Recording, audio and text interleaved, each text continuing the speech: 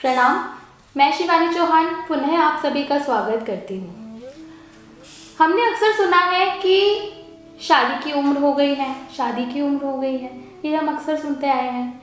परंतु शादी की उम्र एक्चुअली में है क्या? वर्तमान समय में आप देखें कि शादी की जो उम्र है और पुराने समय में जो शादी की उम्र थी उसमें एक बड़ा अंतराल हमें आज देखने के लिए मिलता है।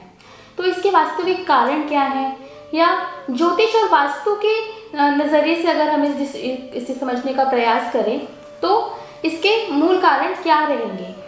आज हमारे साथ पुनः डॉक्टर देवस्वरूप शास्त्री जी उपस्थित हैं, जो लगातार 18 वर्ष से इस कार्य क्षेत्र में अपना नाम बनाए हुए हैं और आज भी इनका कार्य बहुत सराहनीय हम देखते हैं। तो शास्त्री जी, आपसे मैं यही पूछना चाहूँगी आज कि क्यों आ रहा है ऐसा अंतराल, उम्र में इतना बड़ा अंतर हम क्यों देख रहे हैं? आप सभी का बहुत बहुत धन्यवाद शिवानी जी, आपका धन्यवाद। तो मैं आपको बता दूं कि विवाह का पुराने समय में और आज के समय में क्या फ़र्क है। कि शास्त्र तो कहता है कि किसी भी कन्या का विवाह 12 वर्ष की उम्र पर हो जाना चाहिए, लगभग 12 वर्ष की उम्र पर। प्रथम रजो दर्शन के समय पर ही उसको जो है कन्या का विवाह कर देना चाहिए, ऐसी शास्त्र की आज्ञा है। प्रथम रजो दर्शन के पश्चात भी कन्या का विवाह न करने पर बड़े भाई को और पिता को अनेकों प्रकार का नरक यातना का विधान शास्त्र के अंतर्गत बताया गया है। लेकिन शास्त्राज्ञा और फिर राजा की आज्ञा, राज आज्ञा के अनुसार ही हम कार्य करते हैं और राजा के अधीन हैं। तो जो हमारे देश में इस समय पर राज आज्ञा है, राज आज्ञा के अनुसार 21 वर्ष से पूर्व किसी भी कन्या का विवाह नहीं होना चाहिए, ऐसी राजा की आज्ञा है। इसलिए 21 वर्ष की उम्र को आप जो है विवाह की उम्र मानते हैं आज के समय पर। लेकिन कई बार आपने देखा होगा कि 30 वर्ष की उम्र हो गई है, 35 वर्ष की उम्र हो गई है और विवाह नहीं हो पा रहा, कारण कुछ भी रहे। क्योंकि आजकल जो कन्याएं हैं, जो स्त्रियां हैं, उनको भी पहले अपना करियर बनाना होता है, उसके पश्चात वह विवाह के बारे में सोचते हैं। अब कहाँ तक सही है, कहाँ तक गलत है, इस विषय पर हम चर्चा नहीं करते, क्योंकि यह व्यक्ति की स्वयं की स्वतंत्रता पर भी निर्भर करता है। परंतु मेरा जो विषय है वो ज्योतिष का है और वास्तु का है। कई लोग विवाह करना भी चाह रहे हैं, उसके पश्चात भी उम्र निकलती जाती है और विवाह नहीं होता। कई लोग 25 वर्ष की उम्र से ही कन्या का विवाह करने के लिए लड़का देखना शुरू कर देते हैं, रिश्ता ढूंढना शुरू कर देते हैं, फिर भी संबंध नहीं हो पाता। उसका कारण हम ज्योतिष में ढूंढते हैं। और वास्तु तो आपके जीवन में हर तरंग को प्रभावित करता है, आपके जीवन की प्रत्येक तरंग को वास्तु प्रभावित करता है और आपके जीवन की प्रत्येक तरंग की गणना ज्योतिष कर सकती है। तो मैंने जो अभी तक कुंडलियों को देख करके ये देखा है कि सप्तम भाव कुंडली में विवाह का होता है, दूसरा घर जन्म पत्रिका में कुटुंब का होता है, परिवार का होता है, और 11वां घर इच्छा पूर्ति का होता है। कई लोगों की इच्छा भी है विवाह करने की, उसके पश्चात भी विवाह नहीं हो पाते। अब वो चाहे स्त्री हो चाहे पुरुष हो। तो उसका कारण हमें जन्म पत्रिका में मिल जाता है। जन्म पत्रिका में किस प्रकार से देखते हैं कि कुटुंब स्थान पर, यानी कि सेकंड हाउस जब डिस्टर्ब होता है तो संबंध होने में दिक्कत आती है। 7th हाउस यानी कि कुंडली का सप्तम भाव आपके स्पाउस का होता है, आपके पार्टनर का होता है। तो जब सप्तम भाव का स्वामी कभी भी कुंडली में 6, 8, 12 के भावों से या उनके स्वामियों के भाव से संबंध बनाता है तो आपके विवाह में दिक्कतें आ जाती हैं। जब भी शनि सप्तम भाव पर दृष्टि देता है तो 30 वर्ष के बाद ही विवाह होता है। जब भी राहु या कोई भी 6th हाउस यानी कि 6वें स्थान का रिपु भाव का स्वामी सप्तम भाव से संबंध बना दे, अष्टम भाव का स्वामी सप्तम भाव से संबंध बना दे, या 12वें भाव का स्वामी सप्तम भाव से संबंध बना दे, तो संबंध जुड़ने में दिक्कत आती है और संबंध होने के पश्चात संबंध ठीक नहीं चल पाते। और अगर इसी को हम देखें कि कई बार क्या है कि सप्तम भाव इतना वीक नहीं है और जन्म पत्रिका में भी ऐसे कोई नकारात्मक योग नहीं है, तब भी विवाह नहीं हो पा रहा, या कुंडली में कोई दशा 6, 8, 12 हाउस की, या जो दशाएं 1, 6, 10 हाउसेस को गवर्न करती हैं उनकी दशाएं हों, तब भी विवाह नहीं हो पाता। और फिर अगर हम घर में देखें, विवाह की इच्छा रखते हुए विवाह नहीं हो पा रहा, तो जब घर में देखते हैं तो दक्षिण पश्चिम का क्षेत्र उनके यहाँ डिस्टर्ब पाया जाता है। पूर्व का क्षेत्र भी कई लोगों के यहाँ डिस्टर्ब पाया जाता है, क्योंकि पूर्व का क्षेत्र कनेक्शंस का है, आपके सामाजिक संबंधों का है।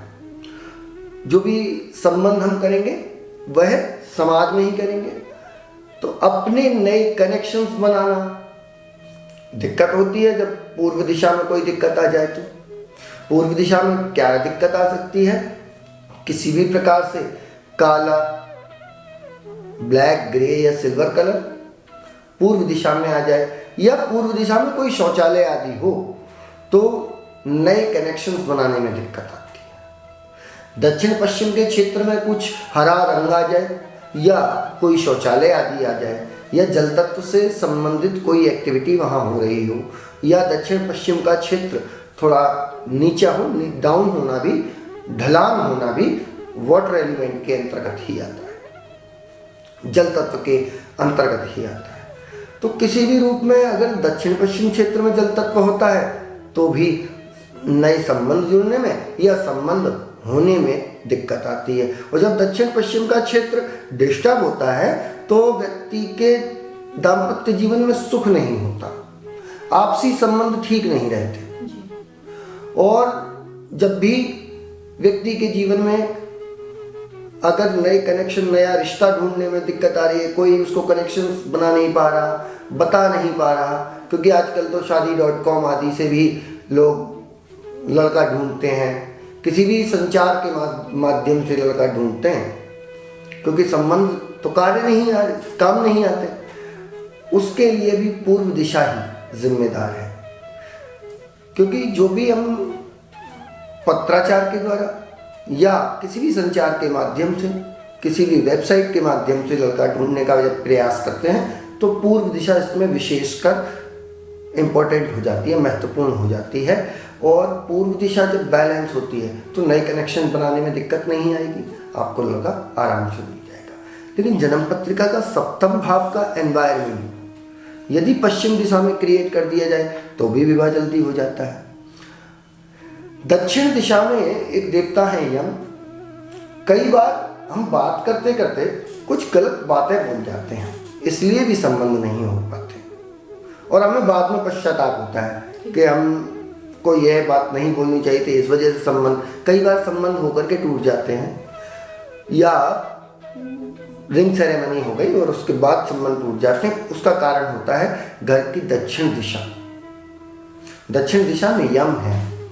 यम देवता जब अनबैलेंस होते हैं तो आपकी कही हुई बात पर वजन नहीं आता और लोग कई बार हमसे कुछ गलत बातें हो जाती हैं जिसके कारण के संबंध टूट जाते हैं। अगर 2, 7, 11 हाउसेस जन्म पत्रिका के 2nd, 7th, 11th हाउस का एनवायरनमेंट, 2nd हाउस का एनवायरनमेंट नॉर्थ ईस्ट में क्लियर कर दिया जाए, 2nd हाउस के नक्षत्र लॉर्ड का एनवायरनमेंट नॉर्थ ईस्ट में क्रिएट कर दिया जाए, 7th हाउस का नक्षत्र लॉर्ड का जो भी सामग्री है वो यदि पश्चिम दिशा में रख दी जाए और 11th हाउस की जो सामग्री है वह साउथ ईस्ट एरिया में रख दी जाए तो विवाह बड़ी ही आसानी से हो जाता है, बहुत सहजता से आपको संबंध मिल जाता है। दक्षिण पश्चिम का क्षेत्र आपकी फैमिली रिलेशन, आपसी रिश्तों को भी सुधारता है, क्योंकि जिसके रिश्तेदार सहयोग करते हैं विवाह में, तो रिश्तेदारों से ही आपको सब कुछ प्राप्त हो जाता है। जीवन में अगर आपको अपने संबंध मधुर रखने हैं तो दक्षिण पश्चिम के क्षेत्र से हरा रंग किसी भी रूप में हो, कुछ पेड़ पौधे हो सकते हैं, टाइल का कलर। आजकल मैं देखता हूँ, कई घरों में जाता हूँ कि मास्टर बेडरूम में वुडन फ्लोरिंग बना देते हैं, और मास्टर बेडरूम पुराने वास्तु के अनुसार साउथ वेस्ट में बना दिया करते थे, और मास्टर बेडरूम में वुडन फ्लोरिंग या वुडन जैसे कलर के टाइल लगा दिए जाते हैं। वह विवाह संबंध होने में तो दिक्कत देते ही नहीं हैं, आपसी रिश्तों में भी वह कड़वाहट पैदा कर देते हैं। किसी से भी आप संबंध बनाते हैं या आप अपना कोई मित्र बनाते हैं तो वह मित्रता भी आपकी अधिक समय तक नहीं चल पाती, जब दक्षिण पश्चिम का क्षेत्र में किसी भी रूप में वायु तत्व आ जाता है, एयर एलिमेंट आ जाता है। क्योंकि जो साउथ वेस्ट का एरिया है वह अर्थ एलिमेंट का है, और वहाँ पर एयर एलिमेंट आ जाने से उस स्थान का ह्रास होता है, नुकसान होता है। साउथ वेस्ट ही एरिया है जो कि आपके पूर्वजों का है। कई लोग जब विवाह संबंध नहीं होते और आप जो है उनको जन्मपत्रियाँ दिखाने जाते हैं, जन्मपत्री में योग भी दिख रहा है, सप्तम भाव के स्वामी की दशा चल रही है, और 2 7 11 का कॉम्बिनेशन भी आपकी दशा के अंतर्गत आ रहा है, उसके पश्चात भी जब विवाह नहीं होता तो कई लोग आपको बोल देते हैं इनके पितृदोष है, और फिर आप पितृदोष के उपाय कराने के लिए अनेकों स्थानों पर भटकते हैं। लेकिन मैं ये कहता हूँ कि आप पितरों को मनाने के लिए या पूर्वजों के जो परंपराओं के जो सुख है उनको पाने के लिए दक्षिण पश्चिम के क्षेत्र को बैलेंस करिए। दक्षिण पश्चिम के क्षेत्र में से यदि आप किसी भी रूप में हरा रंग को वहाँ से हटा दें, यदि शौचालय है तो उसका वास्तु के अनुसार ट्रीटमेंट कर लें, नीला रंग हो तो हटा दें, क्योंकि बैक पेन भी देता है यही सब साउथ वेस्ट का एरिया। तो इन सब चीज़ों को जब बैलेंस कर लेते हैं, बड़ा ही आनंद आप अपने जीवन में पाते हैं, और विवाह भी सही समय पर हो जाता है। नियति ने, प्रकृति ने जो समय निश्चित किया है, क्योंकि विवाह का जो समय है वह प्रकृति निश्चित करती है। पहले 12 वर्ष के बाद ही प्रारंभ हो जाता था, क्योंकि दशाएं आ जाती हैं। दशाएं 12 वर्ष में भी सप्तम भाव से संबंधित आती हैं, तो आज वही सप्तम भाव, क्योंकि 12 वर्ष में हमारे यहाँ राजाज्ञा नहीं है तो इसलिए उस समय पर ध्यान नहीं दिया जाता। जब 21 वर्ष के बाद में जब भी 7th हाउस से रिलेटेड कोई दशा आती है, सप्तम भाव के पूरक वाली दशा आती है, उसमें आपका विवाह हो जाता है। जब भी 1 6 10 से संबंधित, 6 हाउस से संबंधित, 10th हाउस से संबंधित आपकी दशा आती है तो आपके करियर में तो ग्रोथ होती है, लेकिन आपके दाम्पत्य जीवन में समस्याएं आ जाती हैं।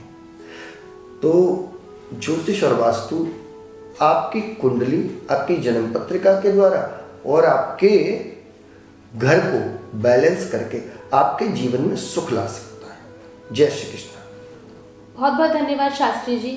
तो देखा आपने किस प्रकार ज्योतिष और वास्तु हमारे जीवन के सूक्ष्मतम अंगों से जुड़ा रहता है।